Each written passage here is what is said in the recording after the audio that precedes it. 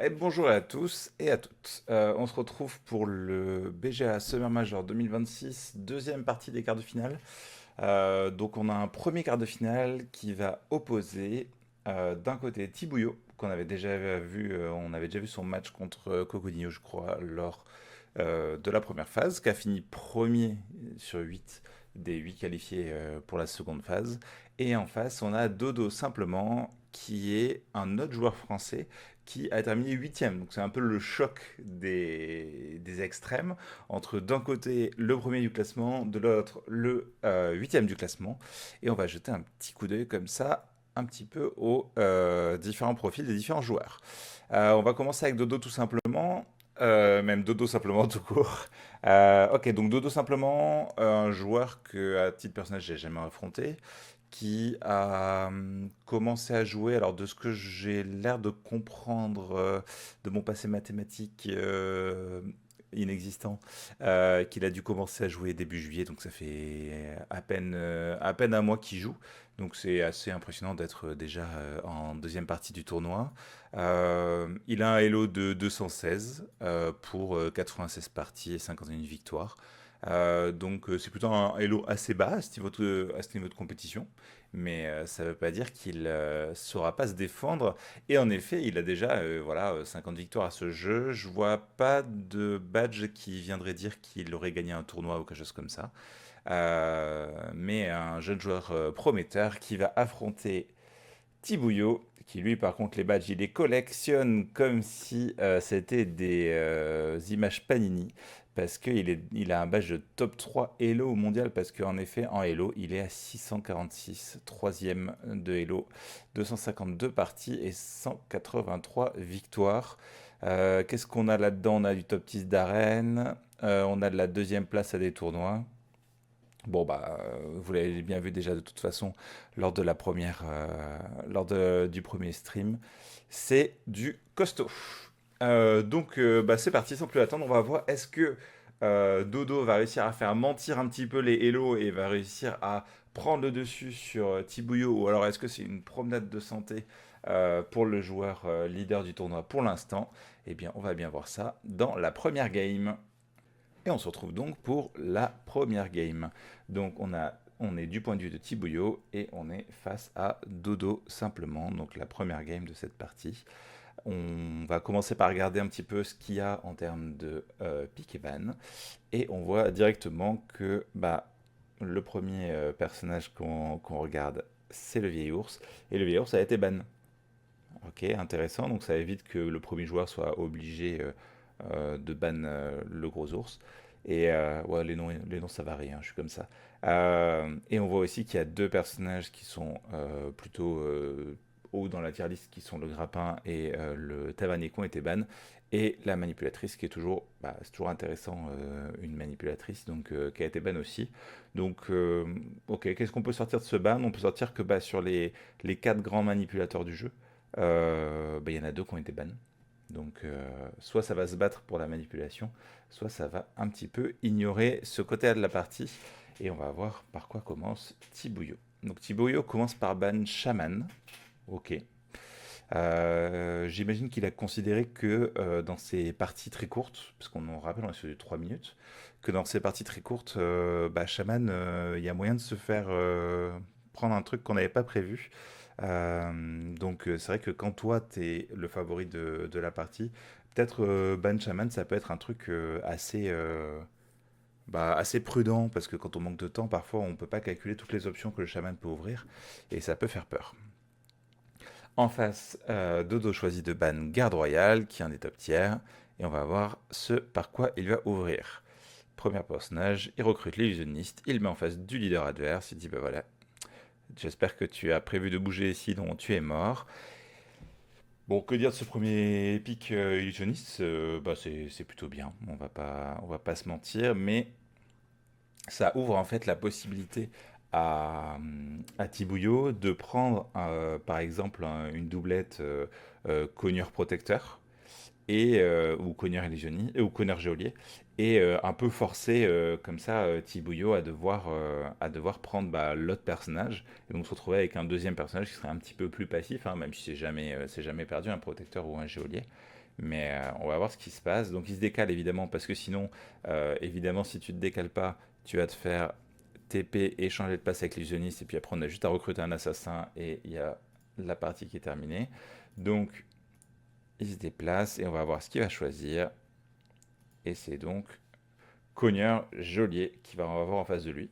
Alors là, c'est un pic intéressant, parce qu'en fait, c'est un pic qui va forcer en face Tibouillot à venir prendre protecteur, hein. On commence à être un peu léger en choix, parce que si on prend pas le protecteur, on se retrouve avec un free cogneur. C'est-à-dire que ce qu'on appelle un free cogneur, c'est un cogneur qui n'a personne pour l'empêcher de jouer.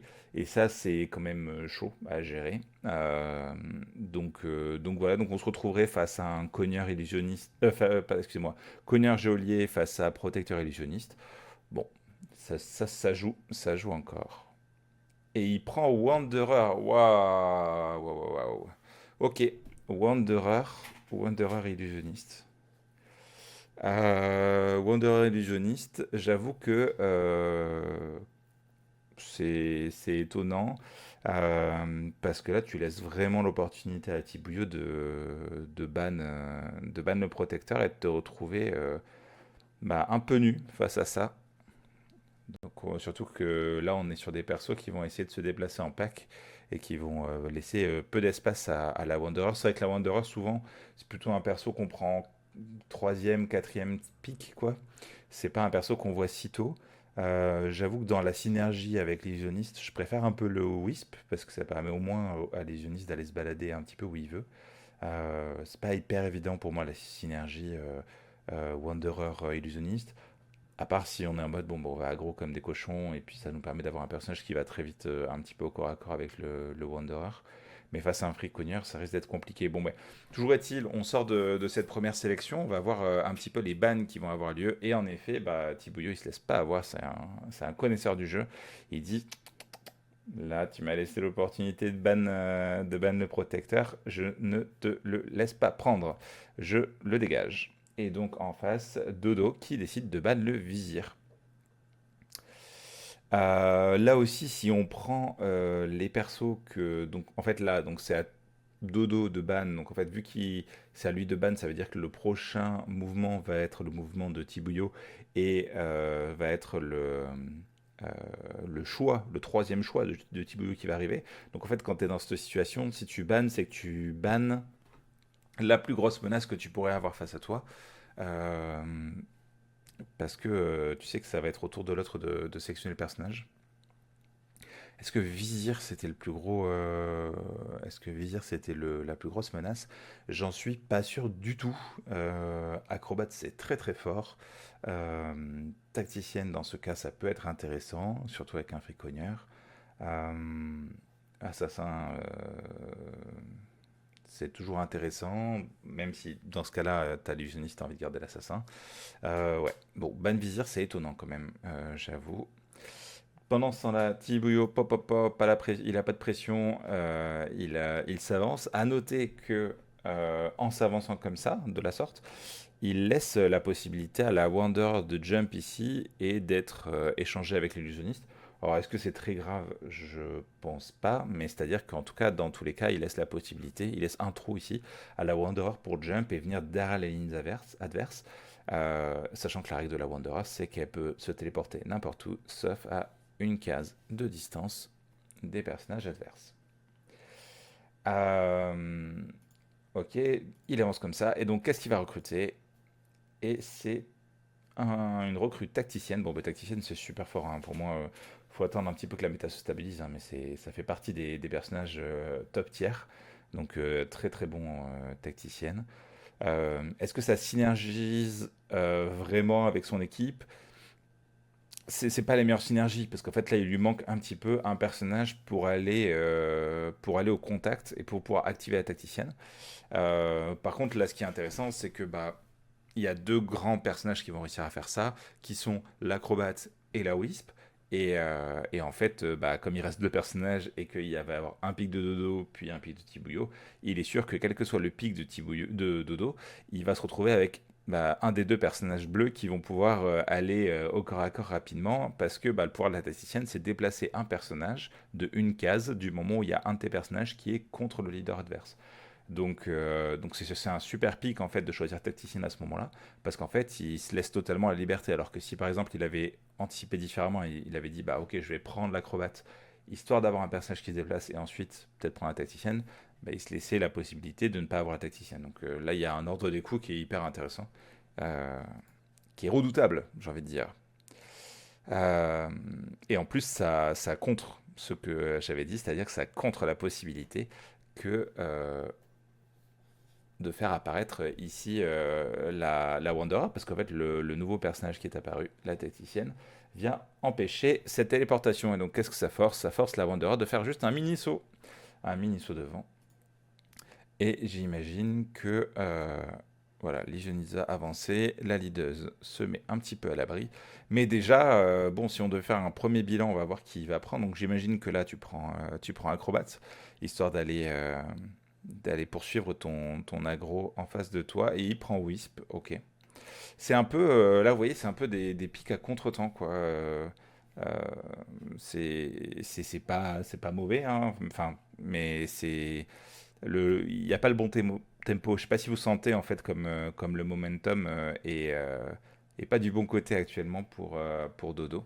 Euh, et quand on regarde en fait les forces en présence, on a le cogneur qui est un protecteur ultime en fait parce qu'il n'a pas de protection, personne ne peut l'empêcher de cogner. Et donc là, tout ce qui se rapproche un petit peu trop près du leader, bah, ça va dégager. Dès qu'on a un des personnages à activation qui va se ramener près du geôlier, bah, il va se faire bloquer. Et en plus, bah, il y a l'acrobate qui va arriver, quoi. Donc, c'est-à-dire que dans la team de Tibouyo, à la fin de ce pic, on va se retrouver avec 4 top tiers. Et 4 top tiers, c'est pas exactement ce qu'il y a dans la team de Dodo. Donc, Tibouyo décide d'avancer. Il avance tous ses personnages. Il laisse son leader ici. Donc là, désormais, qu'est-ce qui est accessible à la Wanderer? C'est ces cases-là et cette case-là, dépendamment de où va spawn l'acrobate. On peut imaginer un spawn acrobate par ici, de manière à pouvoir rebondir un petit peu partout ensuite. Donc, on va avoir... Donc évidemment, il prend l'acrobate, il laisse pas passer ça. Donc là, désormais, il a une super bonne team. C'est-à-dire qu'il a un corps défensif qui est très très fort avec Fricogneur et Géolier. Et il a la tacticienne qui va être secondé par l'acrobate. Donc, bon, écoute, là, je pense que c'est l'autoroute. C'est l'autoroute. Alors après, on n'est jamais à l'abri hein, d'une surprise. C'est ça qui est beau avec ces formats de 3 minutes. Hein, c'est on peut être surpris, mais... Ok, donc là, ça hésite du côté de Dodo. La Wanderer qui part là-bas. Finalement, on assume. On va envoyer l'illusionniste qui TP comme ceci et reculer un peu la leaduse parce que c'est la PLS. Alors qui est-ce qu'on prend en quatrième pick? En cinquième personnage, qui est-ce qu'on prend pour limiter la casse là?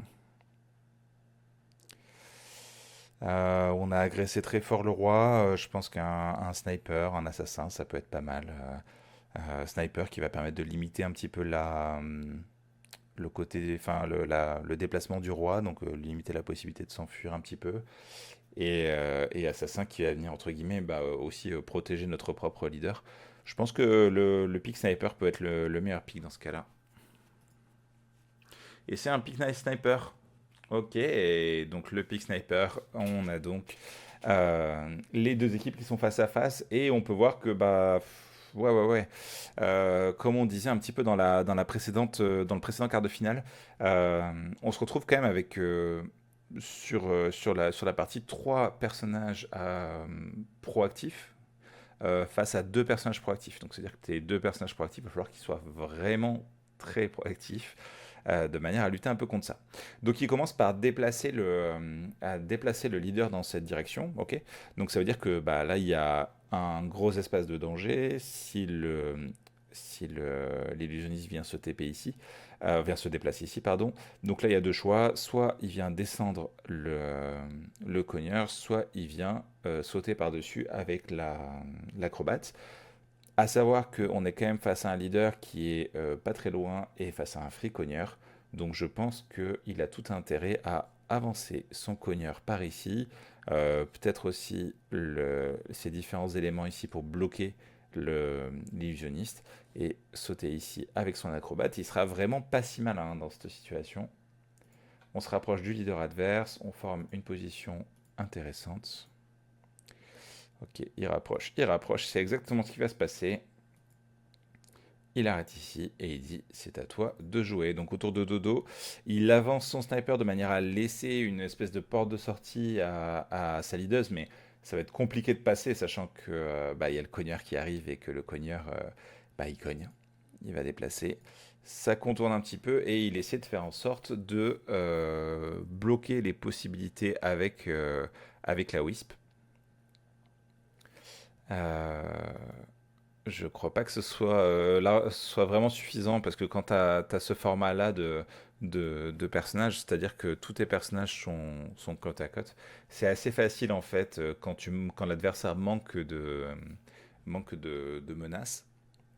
C'est assez facile à chaque fois de se coller contre un des personnages et de laisser les autres un petit peu séparés par tes propres persos.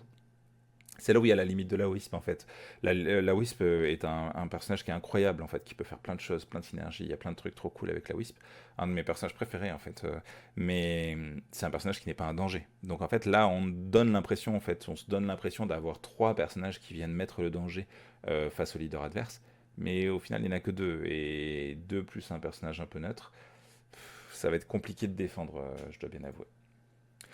Qu'est-ce qu'il fait? Donc évidemment, il va au milieu. Donc là, l'enjeu, ça va être de choisir. Est-ce que on décide que cette case, on la laisse pour que la Wanderer puisse aller, ou est-ce qu'on décide que cette case, on la laisse pour que le Legioniste puisse aller, et qu'avec le reste, on envoie toutes nos forces à la bataille. Donc évidemment, le cogneur, il fonce parce que free cogneur, c'est juste gratos en fait. Euh, le geôlier, ça va aussi. La grenouille qui part de l'autre côté, c'est presque déjà perdu. Parce que du coup, il y a la tacticienne qui vient s'interposer. Et là, mais qu'est-ce que tu fais, quoi? Qu'est-ce que tu fais dans cette situation pour arriver à t'en sortir? Donc là, il déplace sa leaduse. Il vient mettre la wisp ici. Je vois pas trop pourquoi. Ouais, en effet, il revient en arrière. Hmm. C'est déjà perdu, malheureusement. C'est déjà perdu, quoi qu'il se passe. Parce que, en fait, ce qui se passait, c'était que. Petite explication de pourquoi c'était déjà perdu. On avait la leaduse adverse qui était là, donc si ça bougeait pas, il y avait un perso qui venait de chaque côté. Si jamais ça bougeait pas, ça restait là, mais qu'il y avait la wisp qui se mettait à cet endroit-là, bah, il suffisait de mettre le cogneur ici pour entourer la leaduse et donc faire en sorte que il y ait une défaite. Et dans le cas où la leaduse s'était déplacée par là, bah, en fait, on était sur une double menace, c'est-à-dire on est sur la menace du cogneur qui vient et qui vient pousser un personnage, et ensuite l'acrobate qui saute par-dessus. Ou alors, si imaginons là il n'y a pas la wisp, mais la wisp par exemple elle se serait mise par ici, ben, on aurait juste les deux personnages qui se décalent, et c'était échec et mat. Donc là, j'imagine que c'est la dernière manche. Ah, il a voulu jouer avec sa tacticienne. Et c'est parti pour la fin de la première partie. Donc c'était une partie qui était assez droite au but, hein, on va pas se mentir. Pas trop de challenge, donc un gros déficit en termes de pick, en termes de sélection de perso. Donc après, ça allait tout seul. Faut pas laisser un fricogneur à quelqu'un qui sait très bien jouer au jeu. Mais peut-être que lors de la deuxième partie, Dodo va renverser la table et apprendre à Tibouillot ce que c'est la force de la jeunesse. Et on commence la deuxième game. Donc deuxième game importante parce que si jamais Tibouillot gagne, il part directement en demi-finale. Alors sans plus attendre, regardons un petit peu qu'est-ce qu'on a comme ban de base. Donc la fameuse tacticienne qui a été si forte au tour d'avant est ban. Le clos, décidément, il n'a pas envie de pointer le bout de son nez aujourd'hui, c'est repos. L'archère, qui est un personnage qui est plutôt bottom, même si je l'adore. Et la Némésis, qui est le pire personnage du jeu. Donc là, on a globalement plein de bons personnages. On va avoir de quoi s'amuser et voir un petit peu comment ça va jouer. Donc premier ban obligatoire. Il y avait le vieil ours et il y avait les deux contres au cogneur. Donc premier ban, on va ban le vieil ours et c'est au tour de Tibouillot de ban puis de pique. Donc Tibouillot va décider de ban euh, l'illusionniste et donc comme tout joueur pré-extension, quand ça banne l'illusionniste, ça va prendre le geôlier. Ça ne déçoit pas, c'est les ouvertures classiques. Ça banne l'illusionniste et ça prend geôlier. Et en face, quelle va être la réponse de Dodo face à ce pic de geôlier? Il décide de prendre le garde royal, donc un très bon pic. En plus, il n'était pas là à la partie d'avant, donc il y a de quoi s'amuser avec ça. En plus, dans les parties à 3 minutes, garde royal, ça peut toujours un petit peu surprendre parfois. Et en deuxième pic, il choisit le cogneur. Alors, cogneur, bon, c'est un bon perso, il l'a bien vu à la partie d'avant. Par contre, t'as déjà un contre en face. Alors, ça en fait pas un mauvais perso non plus, mais cogneur versus geôlier, c'est plutôt favorable au geôlier, quoi. Donc, on va voir. Mais si Tibouillot prend lui aussi un top tiers, il aura un petit peu gagné l'ouverture quand même, parce que euh, on aura. Qu'est-ce qu'il va prendre? Et c'est l'acrobate, il a choisi de faire une team bleue. Acrobate et geôlier contre Codier et Garde Royale. Donc là, comme je disais, si on fait le bilan de cette première phase de sélection, c'est plutôt à l'avantage de Tibouillon encore. Alors c'est moins catastrophique que la dernière fois, parce que la dernière fois tu sortais de là avec un fricogneur. Mais quand même, disons que là on est plutôt sur un léger avantage envers Tibouillot. Et ça va être à Dodo de bannir un personnage. Donc il choisit de ban la Wanderer. Pourquoi pas? Souvent quand tu bannes un perso comme ça qui est pas si fort, tu fais ça parce que c'est toi qui vas pique ensuite et tu te laisses justement plusieurs personnages forts de manière à avoir un petit peu du choix. Et en échange, Tibouillot a décidé de ban le vizir. Ok. Donc ça paraît un peu étonnant parce qu'on a vu que ban vizir c'est souvent un peu étonnant. Mais là ça s'explique parce qu'il y a un combo qui est terrible en fait quand on va être sur des cadences très courtes. C'est le combo vizir garde royal. Donc vizir garde royal, ça veut dire que c'est la possibilité de balancer son garde royal à 4 cases de distance de son leader n'importe quand. Donc ça, quand on a que 3 minutes et qu'on est sous pression, c'est quand même beaucoup plus intéressant de ne pas avoir affaire à ça. Donc j'imagine que c'est la prudence qui a guidé Tibouillot sur ce coup-là. Et donc maintenant, ça va être à Dodo de s'avancer.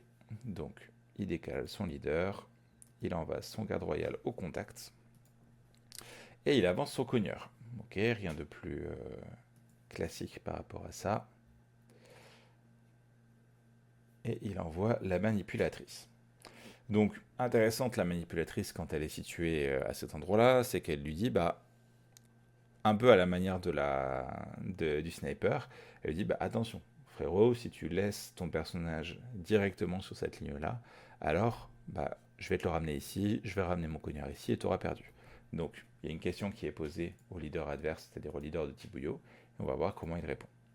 Donc, il décide de faire un saut avec l'acrobate parce qu'il faut bien qu'il se dégourdisse les jambes avant de commencer. Il laisse son leader sur cette ligne, ok, intéressant, et il décide d'envoyer le geôlier sur la ligne de la manipulatrice. Donc là, concrètement, ce qu'il dit, c'est vas-y, viens, manipule mon geôlier. Ça me gêne pas tant que ça. En vrai, ça le gêne un petit peu, je pense. Mais au moins, ce qui se passera, c'est que comme tu utiliseras ton pouvoir, tu resteras sur place, tu seras un peu loin des combats, et je m'enlève aussi un peu une menace grâce à ça. J'imagine que ça a été son calcul. Et alors, qu'est-ce qui va piquer quant à et euh, acrobate et geôlier face à manipulatrice, cogneur et garde royale? Moi, j'aurais bien fait un petit pic tavernier, histoire de rajouter encore plus de mouvement à la grenouille, parce que c'est vrai que quand tu as un acrobate avec un tavernier, là, tu sais qu'il n'y a aucun endroit du plateau que tu ne pourras pas atteindre. Et lui, il a décidé, ok, et donc là on voit que il a fait ce qu'on appelle une Rasmo dans le milieu, c'est-à-dire qu'il a décidé de mettre la ceinture et les bretelles, et donc d'avoir à la fois le geôlier et le protecteur.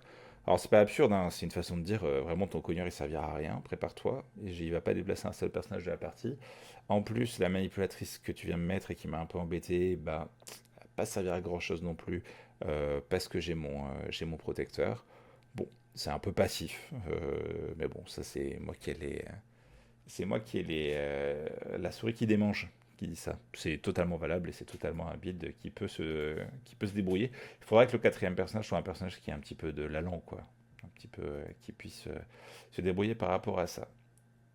Donc, j'allais dire, mais comment ça se fait que le geôlier il bouge? Mais en fait, c'est la manipulatrice qui fait bouger le geôlier, comme on avait dit, et le garde royal qui en profite pour se mettre au contact du leader. Donc, en fait, comme ça, il commence déjà à lui mettre la pression. J'imagine que, voilà, le cogneur va s'avancer ici, et le leader reste à sa place. Alors là, il choisit un pic chaman. Un pic chaman. Pourquoi pas, c'est en le mettant ici, c'est une façon de pouvoir se laisser un petit peu des cartouches, de se dire je vais pouvoir ramener beaucoup plus rapidement au combat les personnages que j'ai face à moi, peut-être me permettre de dégager ce garde royal et avec la grenouille qui sera générée par le chaman, venir prendre sa place et avoir deux personnages très au corps à corps. C'est pas absurde. C'est pas absurde. Est-ce que c'était le meilleur pick à faire? L'avenir nous le dira. L'avenir nous le dira. Mais c'est pas absurde comme pick. Euh, Tibouillot qui avance. Ok, il met sa grenouille derrière comme ça.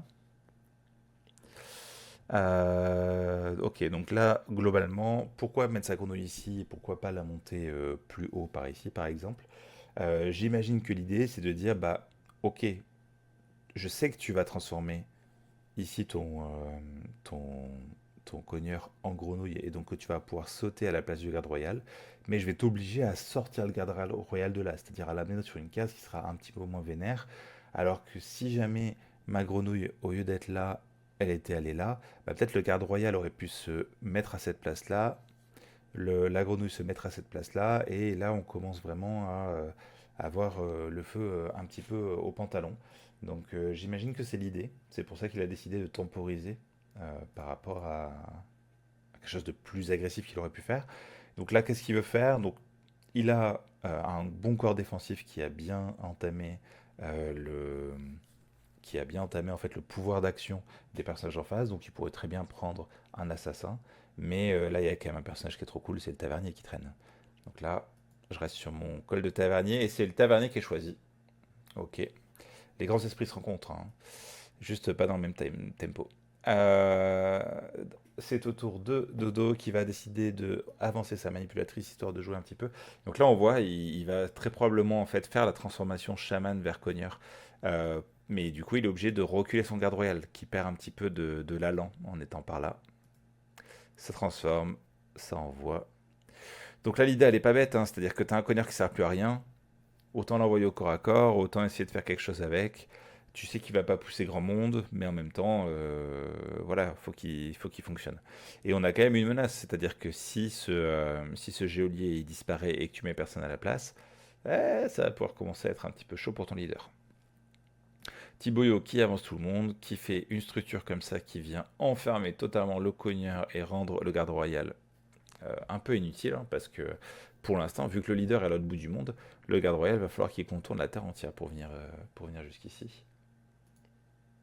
Et donc,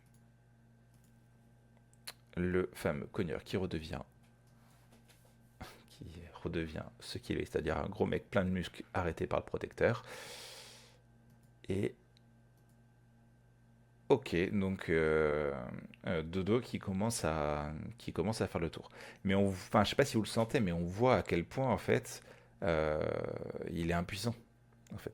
Parce que là, très bien, ce que pourrait faire très facilement Tigui, ou ce qu'il va peut-être faire d'ailleurs, c'est sauter ici, par exemple, avec la grenouille, ramener le protecteur ici, ramener le tavernier ici, et en fait, on va voir que bah, très vite, là, il y a un mur infranchissable qui vient d'être fait. De l'autre côté, bah, il y a le cogneur, mais qu'est-ce que tu veux qu'il fasse? Il n'y a pas beaucoup de persos qui peuvent vraiment traverser. Alors, vous me direz, le chaman, c'est justement son pouvoir, c'est de permettre de traverser ce genre de mur. Mais déjà, en fait, on a la constitution des teams qui font que, je sais pas si vous le sentez, mais Dodo, il est un peu. Il tape sur un mur, quoi. Ok, ça avance par là.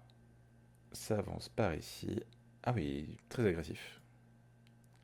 Très agressif. Et j'imagine que... Ah, il reste là quand même. Ok. Donc là, très agressif.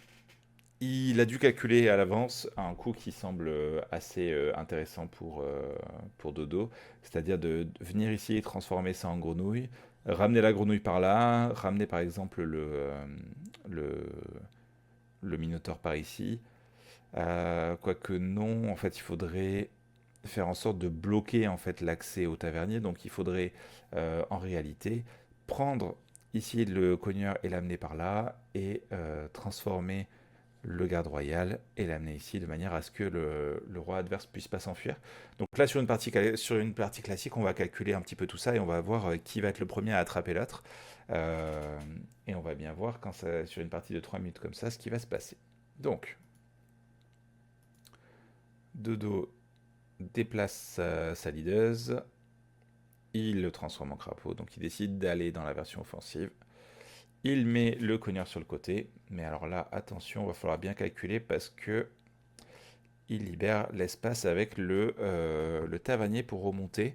Alors la petite erreur que j'ai l'impression de voir également, c'est que en mettant la manipulatrice ici, bah encore une fois, je crois qu'il n'a pas vu le côté tavernier parce que si au lieu de la mettre par ici, il était venu la mettre ici, il y aurait quand même une pression supplémentaire, hein. En fait, si tu montes de 2 ton leader, ça aurait, voilà, t'es quand même à la merci en fait du fait que la leaduse adverse puisse avancer de 1 et envoyer son garde royal de 2. Donc en fait, il a eu plusieurs. On va voir ce que va faire, euh, ce que va faire Tibouillot, mais je crois que là, en fait, il a eu plusieurs occasions en fait de gagner un peu la game, hein. Ou en tout cas de rendre ça un petit peu plus challengeant. Mais là, je crois qu'il a laissé une porte de sortie, donc on va voir un petit peu ce qui va se passer. Là, ça doit suer un petit peu quand même du côté de Thibouillot. Il doit se dire, ok, donc c'est ce qu'il fait, hein. Il prend cette porte de sortie. Et là, on voit qu'en fait, en faisant quelque chose comme ça, on avait si jamais on avait la manipulatrice qui était là, bah là c'était un peu plus chaud. Mais je sais pas comment il va faire pour défendre parce que si jamais imaginons, là on va être obligé, ou en tout cas de mettre le geôlier par ici, bah, on est quand même pas à l'abri d'une attaque du garde royal. Donc peut-être que c'est peut-être que c'est le renversement. Peut-être que Dodo va gagner finalement. Ok, il le met au centre. Il se déplace comme ça. Il hésite. Je crois qu'il a vu qu'il était mort là. Il a vu qu'il était mort. Ça sent la fin. Que va faire Dodo? Est-ce qu'il l'a vu? Il rapproche, il se met au contact. Là, il suffit simplement. Ah bah j'étais... Non, je me suis emballé pour rien parce que il peut pas. J'avais zappé que j'avais zappé que le garde royal était transformé en grenouille, donc tu ne peux pas l'attraper avec le garde royal et avec le garde royal. Donc pour l'instant c'est pas fini. Je me suis emballé pour rien. Je m'excuse. Je m'excuse. Cela dit, on voit bien que s'il l'avait déplacé, en effet, comme je l'avais dit, à la place du protecteur, là c'était gagné. Mais ce n'est pas gagné. Je me suis trompé. J'ai mal calculé. Il s'est arrêté là. Il n'a pas bougé son leader. Ok. Et là la contre-attaque va être fatale. C'est-à-dire que l'acrobate vient s'avancer. Aïe, aïe, aïe, aïe, comment il va sortir de ça? Le tavernier bouge pour mettre le leader à l'autre bout du monde. On n'en a rien à faire maintenant, je te touche plus. Le geôlier, on n'a pas envie d'être bougé pour qu'après ça rapatrie le garde royal et que ça arrive à s'en sortir. Donc là, il y avait un gros enjeu en fait. C'était l'idée de se dire je veux pas laisser le geôlier face à la manipulatrice parce qu'en fait, si le geôlier est décalé, par exemple, il est envoyé sur la case du bas, alors le garde royal peut se libérer. Si le garde royal peut se libérer, ça veut dire que la leaduse peut venir là et le garde royal peut venir ici. Alors que si le garde royal n'est pas là, c'est échec et bat.